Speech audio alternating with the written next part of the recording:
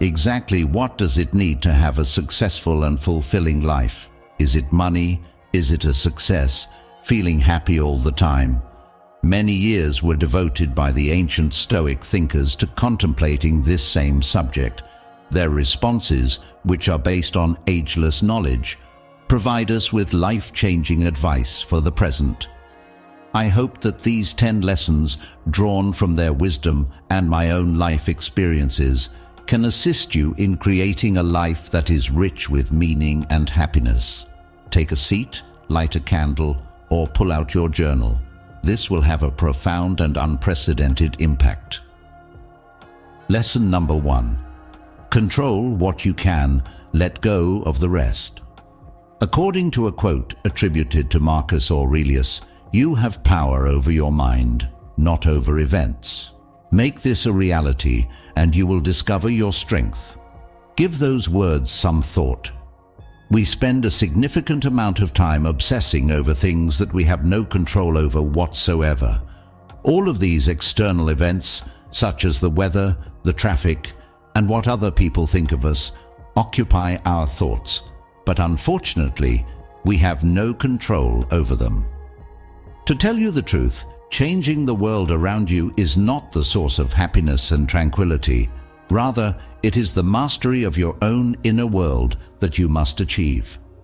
It was the belief of the Stoics that the only things that are genuinely under your control are your thoughts, your deeds, and your way of thinking. What other things are a part of the external world include things like what other people say, how they behave, and what happens around you. But here's the most important thing to remember. Your happiness is not determined by the outside world. The way you react to it does. Permit me to illustrate in this way. Imagine that you are unable to move because of traffic. It appears as though every automobile in front of you is going at a snail's pace, and you are running behind schedule for an essential commitment. Frustration is growing up within of you. In what ways may you choose? In addition to letting your blood pressure spike, you may scream your horn and holler at the cars that are surrounding you, or you may take a few deep breaths, acknowledge the circumstances, and make use of the opportunity to reflect, make plans, or listen to something that is uplifting. Because of the way in which you choose to react, the traffic does not change in any of the two scenarios, but your experience of it does alter. It is not what happens to you, but how you react to it that matters, Epictetus said beautifully, encapsulating the essence of the situation.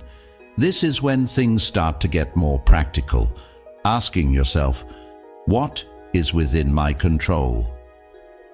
When confronted with the situation is a better way to approach it than dwelling on how unjust or tough it is. Is it possible for me to take steps to make this better? Do it if the answer is yes. In the event that it is not, let it go. It may appear to be easy, but in reality it is not always simple. To help you develop this habit, I would want for you to try out a simple exercise. Grab a piece of paper and jot down something that has been upsetting you, whether it be an issue at work, a conflict with a friend, or even a dread about the future. These are all possibilities. Construct 2 columns. Put in writing anything that you have the ability to control over the circumstance. It's possible that you may change your attitude, do a particular action, or make your communication more obvious. In the second column, you should record the things that are beyond your control, such as the response of the other person, the time, or the unanticipated elements. Please direct your attention solely to the first column. Therein is the source of your energy. Who is the second column? Put it out of your mind. Envision putting it down as if you were to put a heavy rucksack on the ground and then walk away with less weight. Not giving up is what this is.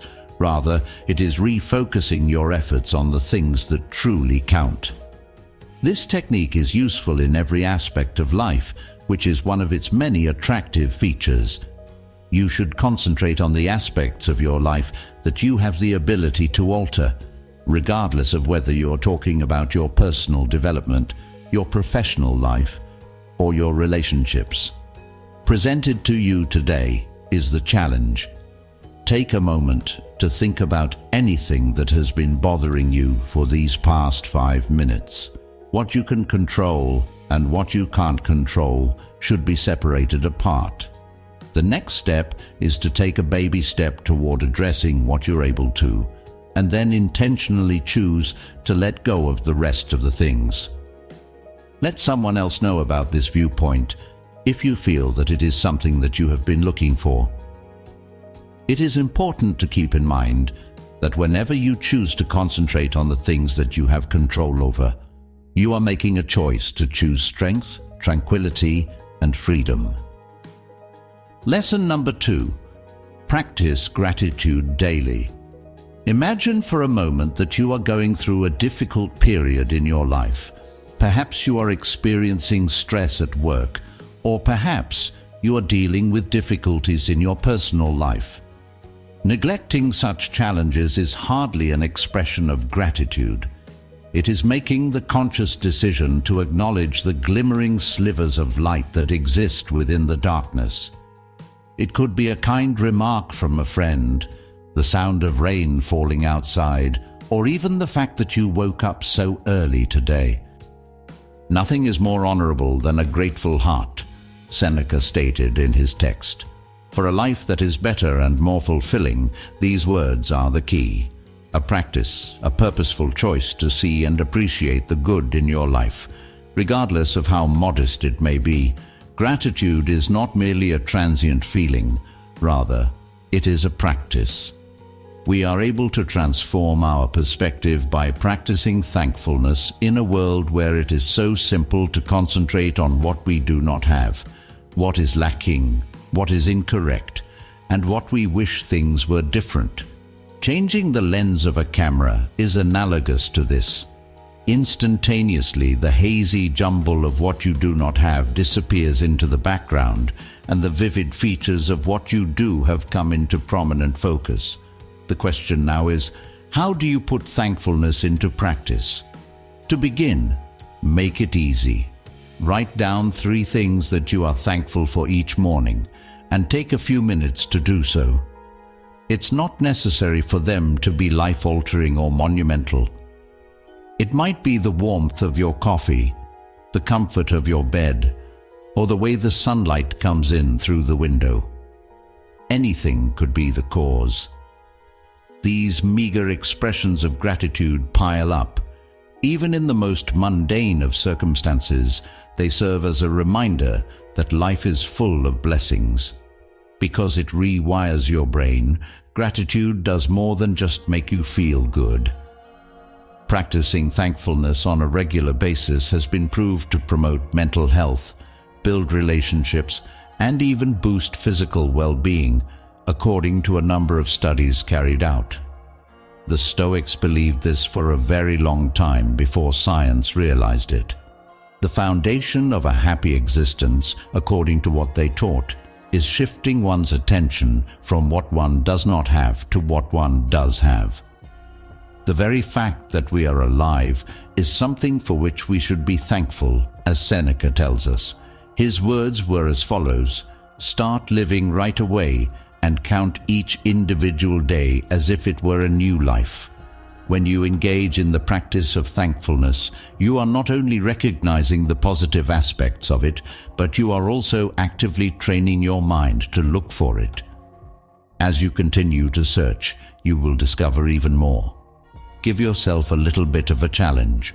Create a list of 3 things that you are grateful for today and write them down before you go to bed tonight. Kindness, beauty, or joy could be the moments that they are. Observe how your mentality begins to change after you have been doing this for a week. Lesson number 3. Memento mori. Remember, you will die. The discipline of contemplating one's own mortality, which Epictetus instilled in his students, is encapsulated in the Latin term memento mori, which translates to remember that you will die. At first, this may appear to be uncomfortable. Nonetheless, the Stoics considered it to be one of the most liberating and life-affirming ideas. How come? Because when you really come to terms with the fact that life is limited, you stop squandering your time on things that aren't important, and you begin to live your life with a more meaningful purpose. Consider the frequency with which we behave as if we will live forever, such as by putting off our dreams, ignoring our relationships, or harboring resentment toward others. On the other hand, time does not wait for us. One of the most influential Stoic thinkers, Marcus Aurelius, is credited with writing, "You could withdraw from life right now." Let that be the deciding factor in all you do, say, and think. The purpose of these words is not to terrify us, but rather to motivate us to live our lives to the fullest and with intention. Let's pretend for a second that today was the last day of your life. Do you think you would spend it browsing through your phone ad infinitum? Are you willing to allow trivial disagreements to absorb your energy? Or would you make an effort to communicate with someone you care about, go for a stroll in the woods, or finally pursue something that you are enthusiastic about?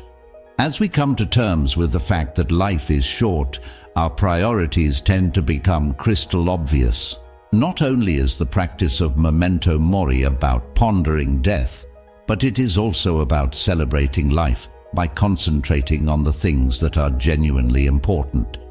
It is about letting go of things that distract you and investing in the things that provide you joy and a sense of purpose. Take into consideration this: how much time, the number of days, or even the number of years have we wasted worrying about things that we are unable to alter? How frequently do we allow ourselves to be prevented from doing what we know we ought to do because of fear or procrastination?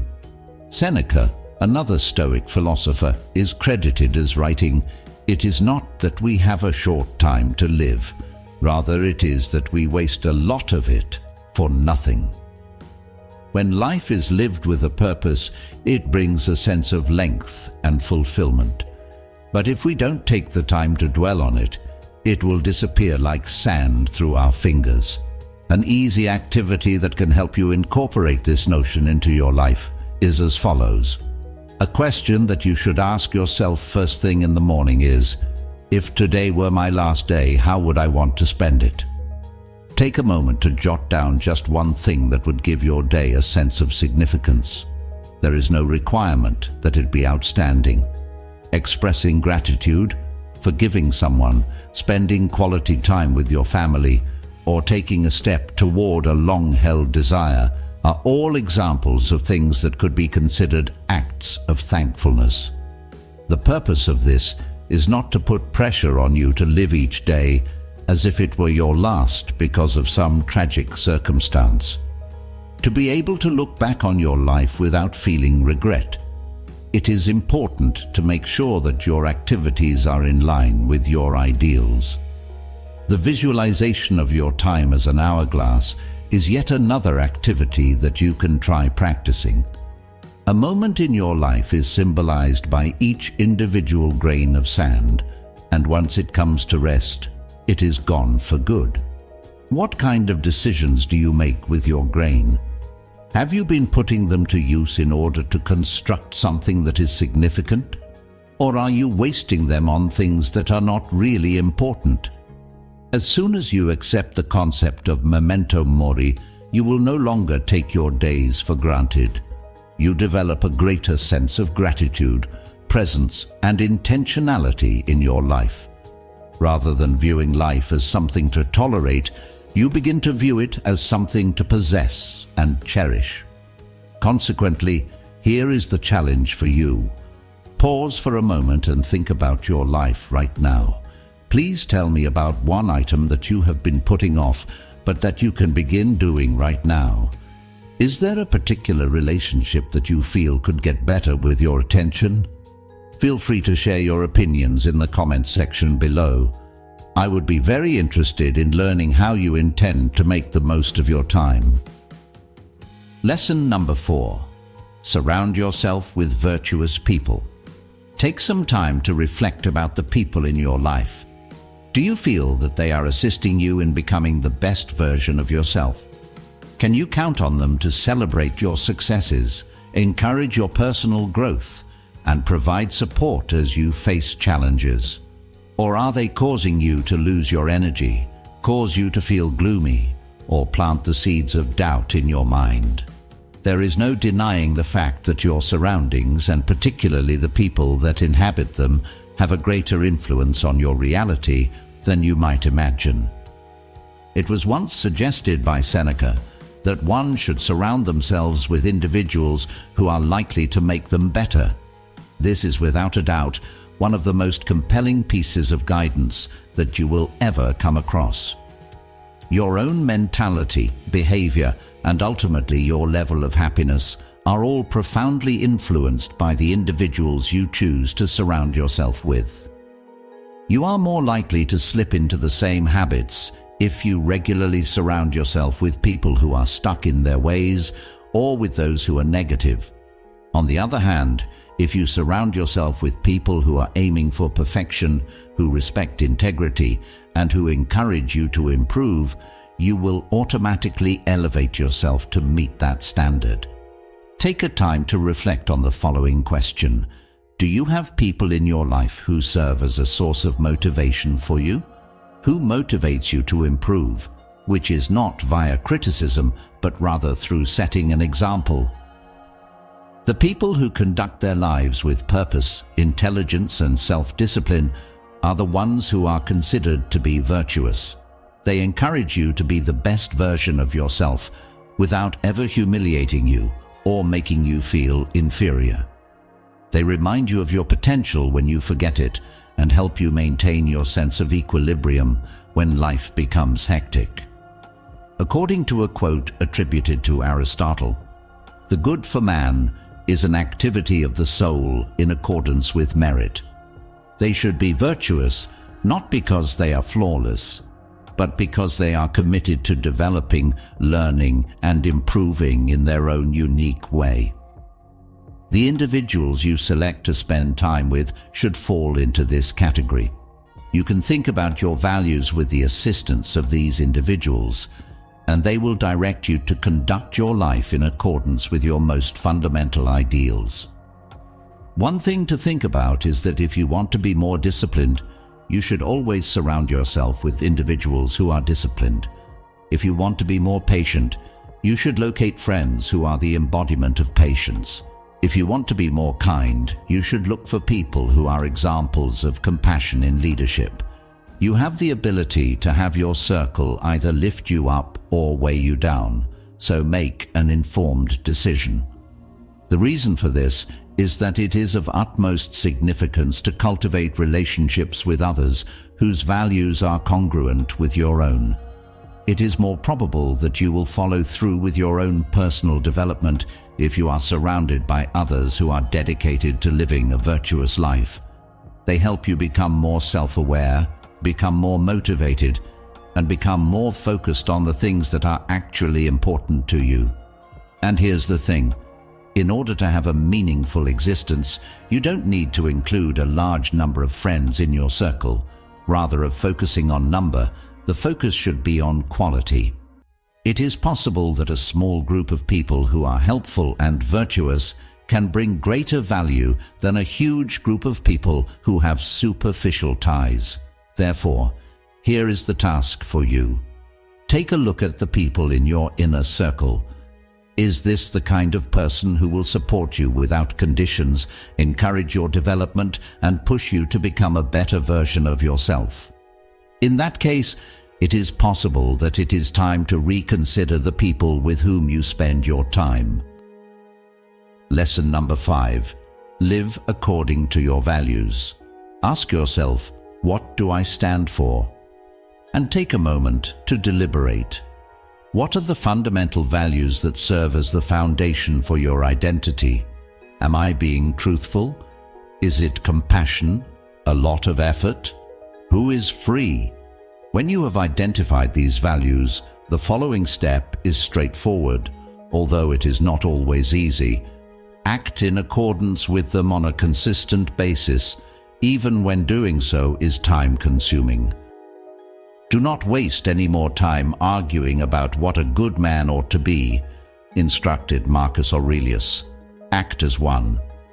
The fact that this is a potent reminder that true happiness does not come from discussions, theories, or words is a powerful reminder that true happiness comes from action. When you live a life of integrity, in which your words and actions are in harmony with your most fundamental principles, you will achieve this. It is simple to assert that we have faith in anything. Nevertheless, how frequently do we actually act in accordance with that faith? It is not when things are going well that we undergo the true test of our character. Rather, it is when we are confronted with challenging decisions that force us to make concessions on our principles. Those are the times when our honesty is put to the ultimate test. Consider the possibility that you are presented with an alluring opportunity, perhaps one that will allow you to achieve success more quickly, but it will require you to be dishonest or use shortcuts. During the present moment, it is simple to justify it. When all is said and done, success is immediately accessible and only around the corner. But in the long run, if you give up your ideals in order to achieve anything in the short term, it will destroy your feeling of regard for yourself. It's possible that you'll obtain exterior prizes, but at the expense of your own personal tranquility. Your genuine happiness, on the other hand, will increase when you make the difficult decision to adhere to your values and to act in a manner that is morally sound, even when it is challenging. Having the knowledge that you have performed in accordance with your higher self brings to a sense of contentment that is not overpowering. It is not that you will never experience obstacles if you live according to your beliefs. Rather, it is that you will meet them with a clear conscience, that you will never have to look back with regret or question who you are at your core is a significant benefit. It bestows to you a sense of inner tranquility and self-assurance that can be deprived by nothing from the outside world. The following is an exercise. Consider a situation in which you have violated your principles and ideals in some aspect of your life. On the job, in a romantic connection, or even with oneself, could be the source of the problem. As a result of your actions, what transpired? In what way did it feel? Think back to a time when you went against the grain and remained loyal to your principles, regardless of the consequences. That was how it felt, right? If you want to live your life in accordance with your principles, it is not always easy, but it is always worth it. Having this foundation is essential to living a life that is not only purposeful, but also satisfying. It is important to ask oneself, what would my best self do? The next time you are faced with a decision, no matter how big or how small, choose that course of action, even if it is the more challenging one. Lesson number 6. Find joy in simplicity. In the modern world, we are continually inundated with messages that instruct us that we require more things, more experiences, and more recognition. However, when we pursue these things, we frequently discover that we are, rather than feeling fuller, feeling empty. The quest for material prosperity is an endless pursuit, and regardless of how much we amass, there is always something else that we can't get enough of. When, on the other hand, we redirect our attention to simplicity, we begin to feel a profound sense of fulfillment that is independent of the circumstances that surround us. According to Epictetus, wealth does not consist in having major possessions, but rather in having few wants. There has been a significant paradigm shift here. one that completely contradicts the way we have been instructed to think about happiness. Happiness is typically portrayed as a consequence of riches, material success, or the next great thing, according to the beliefs of society. However, the Stoics were aware that genuine wealth is not what we possess, but rather how little we actually require in order to be pleased with our lives. When was the last time you experienced genuine joy? Let's take a moment to think about it. When did you make the purchase of something new? Could it have been when you completed a task on your list of things to do? Or did it happen during a moment that was calm and uncomplicated, such as having a laugh with a buddy, walking barefoot in the grass, or sipping tea in a garden that was peaceful? Although these moments may appear to be insignificant, they frequently leave us feeling more happy than any material possession could ever hope to achieve. Discovering that happiness is always available to you is a realization that comes about when you begin to appreciate the straightforwardness of life. Appreciating what you already have is more important than constantly trying to get additional things. These are the things that fill us up in ways that a new piece of technology or a larger house cannot compete with. A discussion with a loved one, the smell of fresh air after a downpour, the warmth of the sun on your face, and so on. To nurture happiness, one of the most fundamental ways is to slow down and be present with the things that are simple that are around you. Instead of taking the time to genuinely enjoy what is in front of us, we frequently move through life in a hurry, striving to get to the next chapter. One of the Stoics' core beliefs was that one should live with aim, and one way to do that is to learn to appreciate the mundane, ordinary moments. A personal example is as follows. A while back, I made the decision to go without my phone or any other distractions for the entirety of the afternoon. While I was there, I went for a stroll in a neighboring park and spent some time watching the natural world. All of these sounds, the crunching of leaves underfoot, the breeze in the trees, and the singing of birds, created a sense of tranquility that could not have been brought about by any new acquisition or accomplishment. The afternoon was unremarkable, but it was one of the most tranquil and comfortable times I'd experienced in a considerable amount of time. When Epictetus declared that riches is the result of having few desires, he meant just this. We come to the realization that everything we require to be happy is already present, right in front of us, when we learn to achieve a state of wanting less. The next time you feel overwhelmed by the demands of life or the incessant drive to gain more, take a step back and give yourself some space. This is a simple technique. Discover a place where there is no noise and take some time to sit with yourself. Inhale deeply now. Pay attention to the sensations, sounds, and visuals that are occurring in your immediate environment. Spend some time appreciating these ephemeral moments that are so easy. A life of contentment in simplicity is the only way to truly master the art of living. According to Seneca, the greatest wealth is to live content with whatever one has. It is through the cultivation of this mindset that we come to realize that we already possess everything that is necessary for us to be happy. To that end, here is the task for today. Learn to appreciate something that is uncomplicated, such as the flavor of your morning coffee, the sound of your friend laughing, or the splendor of a sunset. To remind you that true happiness does not come from obtaining more, but rather from enjoying what is already here. Use that moment to serve as a reminder. Lesson number 7. Embrace challenges as growth opportunities. The philosopher Seneca held the belief that difficulties strengthen the mind, just as labor strengthens the body. Challenges are not hurdles that should be avoided. Rather, they are chances for progress, as this strong philosophy reminds us. They are, in point of fact, crucial to our progress. Confronting challenges head-on helps create mental and emotional resilience, much as lifting weights helps build physical strength.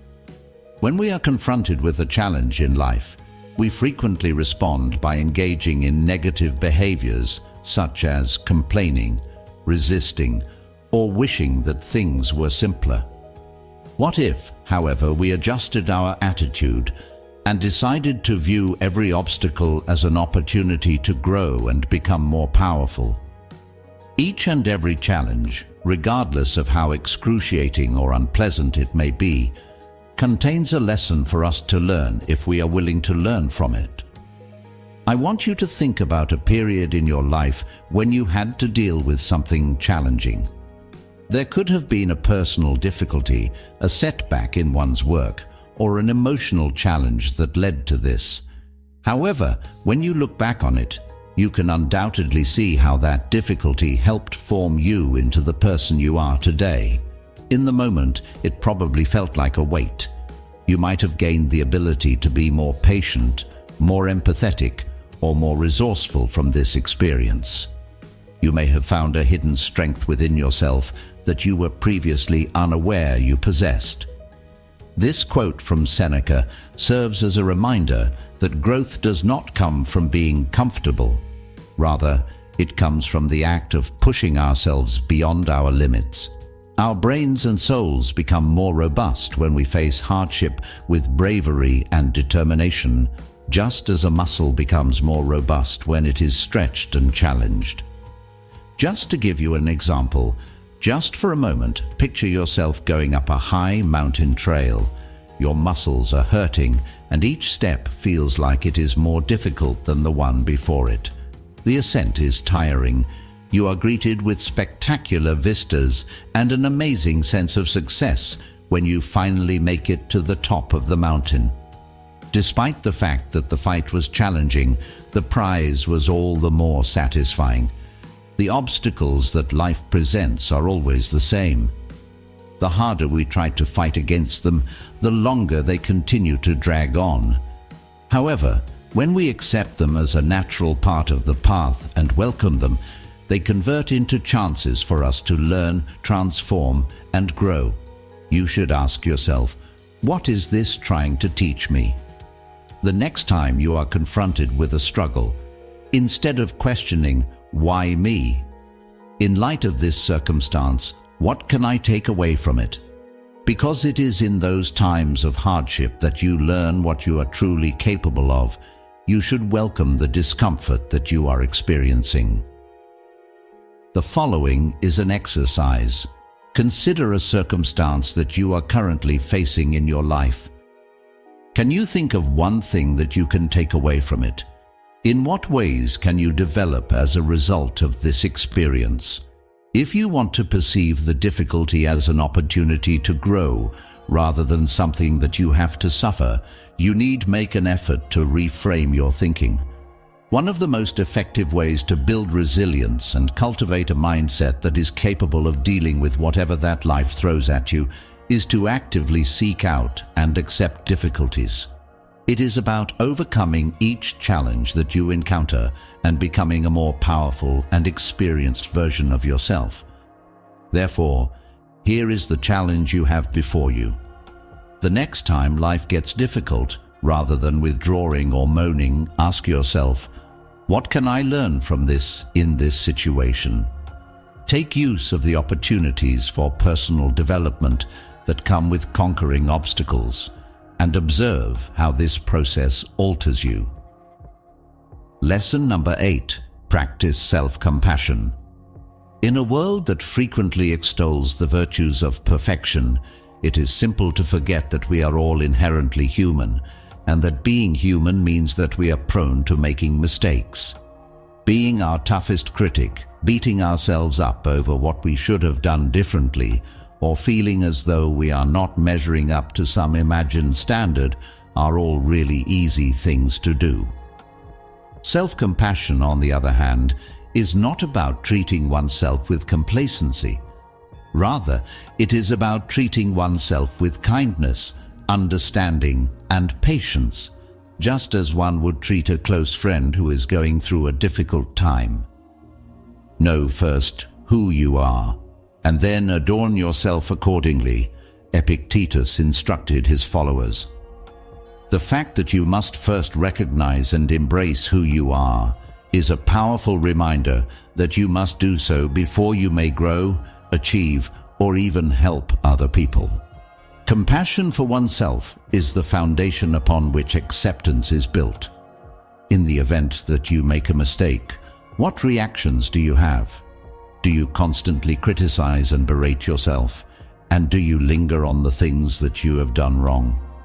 Alternately, do you admit that you made a mistake, forgive yourself, and move on with the aim of performing better the next time around? Recognizing that mistakes are not failures, but rather chances for learning is the first step in the process of cultivating self-compassion. Allow me to make it perfectly clear, engaging in self-compassion does not include dodging responsibility or making excuses for oneself.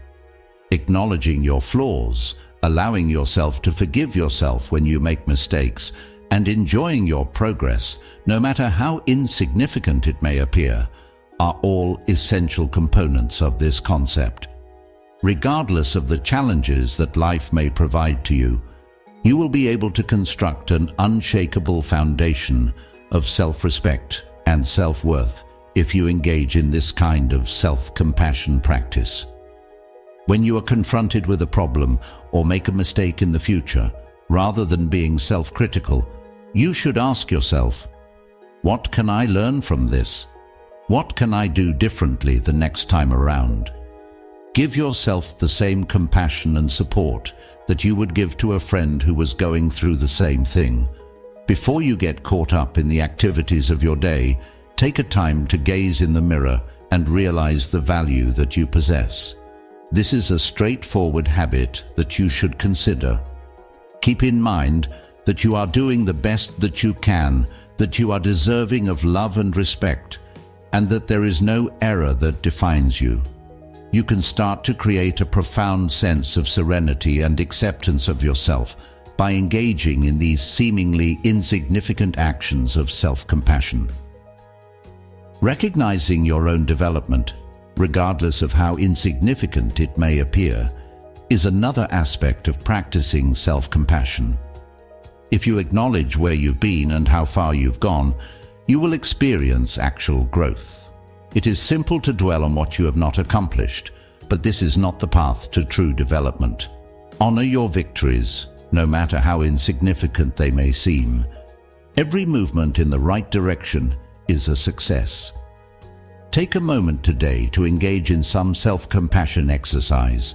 This is the task that you have been given. Give yourself the compassion and forgiveness you deserve by thinking about a mistake you've made or a hardship you've encountered. Acknowledge your progress and treat yourself in the same manner that you would treat a buddy who is making an effort to improve themselves. Lesson number 9. Focus on the present moment. In his writings, Marcus Aurelius advised his readers to confine yourself to the present. If we want to live a life that is happy and satisfying, this is one of the most important skills we can learn. There is no longer any trace of the past, and the future is a mystery. The only thing that we truly possess is this moment, which is the here and now. To what extent, however, do we frequently find ourselves preoccupied with regrets from the past or concerns about the future? When we stress about things that we can't control in the future, we either reflect on past talks or mistakes that we have made in our imaginations. This mental roaming causes us to lose sight of what is most important, which is the moment that we are currently experiencing. To achieve happiness is not a destination, rather, it is a habit.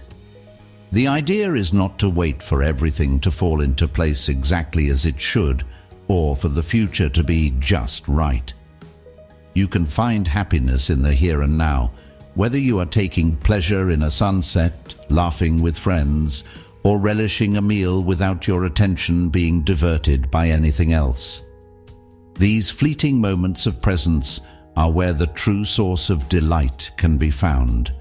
Please take a moment right now to close your eyes and focus on taking deep breaths. First, take a slow breath in via your nose, after which you should hold it for a time, and then slowly exhale through your mouth. Make an effort to completely submerge yourself in the here and now as you continue to breathe. Take note of the sensations running through your body, the sounds that are occurring around you, and the sensation that your feet are having on the ground. These are the fundamental aspects of living in the present moment. Being totally present with whatever is occurring in the here and now is the most important thing. It is not about accomplishing anything spectacular or extraordinary. The ability of concentrating on the here and now was something that Marcus Aurelius was well aware of. We cease allowing the past to bring us down or the future to overwhelm us when we bring our attention to the here and now and center ourselves there. This is how we retake our power. When we stop worrying about things that are beyond our control, we shift our attention to the ones that are within our grasp. We have the ability to make a difference, to take action, and to find serenity in the moment that we are currently living in. When you are completely present in something, you might get a profound level of enjoyment from it. Have you ever experienced this? There could be something as simple as the pleasure of sipping your favorite beverage, or it could be a profound talk with a close friend. You will get a profound sense of fulfillment and contentment when you are completely submerged in the experience. Suddenly, it seems as though time has slowed down and the moment has become infinite. When we are distracted, on the other hand, we are unable to pay attention to the events that are taking place in front of us because we are thinking about everything else. It's possible that we won't even remember them. However, when we make a conscious effort to concentrate on the here and now, we are able to have a more profound and enriched experience of life through our actions. One straightforward exercise is to draw your focus back to the here and now whenever you find yourself lost in contemplation, regardless of whether you are walking, eating, or simply sitting. Pay attention to the specifics, such as the colors, sounds, and emotions that are occurring around you. Engage in the practice of being fully present in whatever activity or situation you are currently involved in. Where happiness can be found is in this place. Always keep in mind that presently is the only thing you truly possess. Do not allow yourself to get distracted by the past or the future by concentrating on the past or worrying about the future. Have a presence. Take pleasure in the present. Lesson number 10. Give more than you take. Consider the fact that the moments in life that genuinely fill us with delight are frequently not the result of what we take, but rather of what we give a gift to others. When you share something with other people, whether it be your time, your energy, or your resources, you evoke a sense of fulfillment that cannot be provided by material possessions. Giving doesn't have to be a great ceremony. Helping a neighbor carry groceries, delivering a sweet word to someone who is going through a difficult day, or listening carefully when a friend needs to talk, are all examples of simple acts of kindness that can be performed. These seemingly insignificant acts of kindness have a ripple effect, touching the lives of multiple people, and they frequently come back to enrich us in ways that we might not anticipate. "No man is an island," Seneca once quoted. "A portion of the continent is a part of every guy." Our interconnectedness is brought to our attention by this ageless truth. The happiness of those around us is inextricably tied to our own happiness, as our lives are intertwined with the lives of others. In solitude, happiness does not flourish. Rather, it flourishes when it is shared. In addition to assisting other people, we are also assisting ourselves when we donate. Providing assistance to other people can instill a profound sense of purpose, heighten feelings of connectedness, and raise our own level of happiness. Being aware that your activities have contributed to making the day of another person a little bit brighter is a source of a special satisfaction. This is the kind of happiness that stays with you, that fills your heart in ways that financial accomplishments can never be able to replace. Begin with a tiny amount. Offer your time to a friend or a loved one the next time you are in the company of them. Remain undistracted while you listen. Volunteer to assist, even if it's only for a short period of time. Give a compliment to someone that will improve their spirits, or volunteer for a cause that is meaningful to you. Not only do these uncomplicated and generous deeds provide value to the lives of other people, but they also have the potential to entirely transform your own viewpoint, so enhancing your sense of connection and tranquility. Giving brings delight not because of any expectation of receiving something in return, but rather because of the act of giving itself. Trust that your activities will have a ripple effect, even though you might not always be able to witness the immediate consequence of what you do. A deeper sense of love, compassion, and community can be formed through the accumulation of even the smallest acts of kindness. Just keep in mind that happiness is not a limited resource. Rather, it is something that increases in quantity the more it is shared. Your personal pleasure will increase in proportion to the amount of love and support you provide to others. Your challenge is to find a way to donate today, so here it is. The act of reaching out to someone who could benefit from a nice word or offering assistance to a neighbor could be considered a straightforward approach. The more you engage in acts of generosity, the more you will gain the satisfaction that comes from helping other people and making the world a better place for yourself and those around you. A journey that is founded on decisions, habits, and perspective is what leads to happiness. It is not a destination.